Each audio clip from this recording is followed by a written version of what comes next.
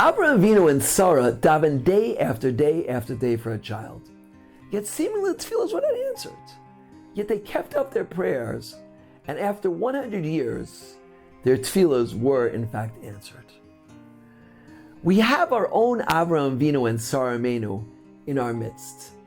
By now, everyone has heard the story about my Rosh Hashiva, Rav Tzvi Kushlaevsky, who merited to have his first child at the age of 88, after many, many years of waiting.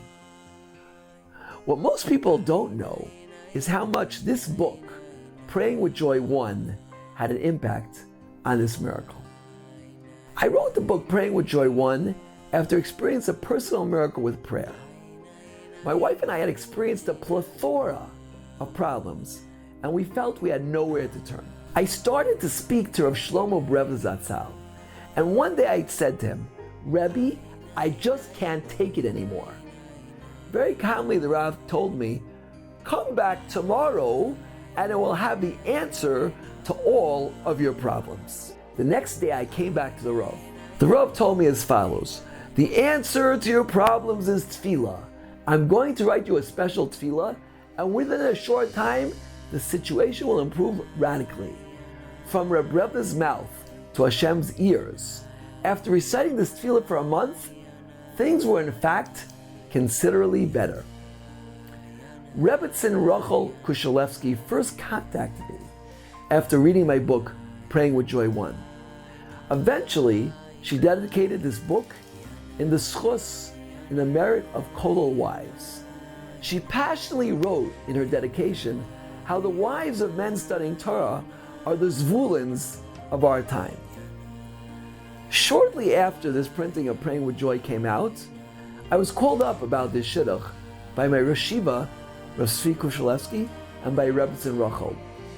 I encouraged both of them to go ahead with this, but the clincher to this shidduch was 2 hours before the date. I gave the Rosh Yeshiva a copy of this book and showed him the dedication that Rebbetzin Rachel had wrote.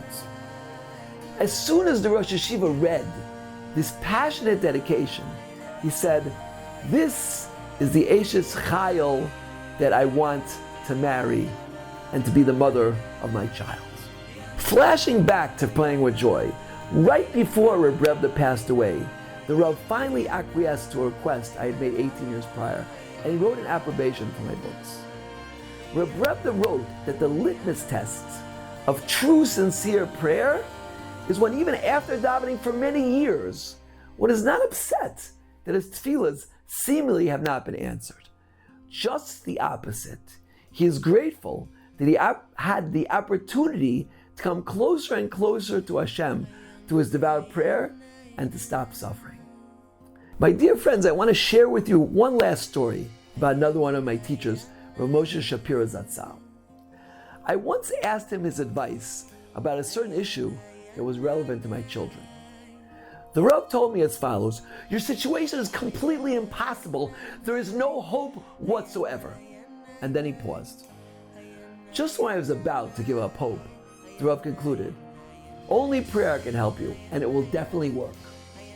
After a few months of passionate prayer, the salvation transpired. We all experience some degree of difficulty in our children, and often when we feel that salvation is very, very far away. But in truth, the salvation is very close. It's in our heart and our mouth. All we need to do is to turn to the Almighty in devout prayer. Let us all follow the right advice of these Rabbanim, and by praying with joy, we can transform our tears into jubilation and stop suffering today. I invite all of you to order my sefer, Praying with Joy, from Feldheim Publishers, and look on page 27, see the special tefillah from Rav Shlomo Rebbe, say it passionately, and turn your scratches into etching today.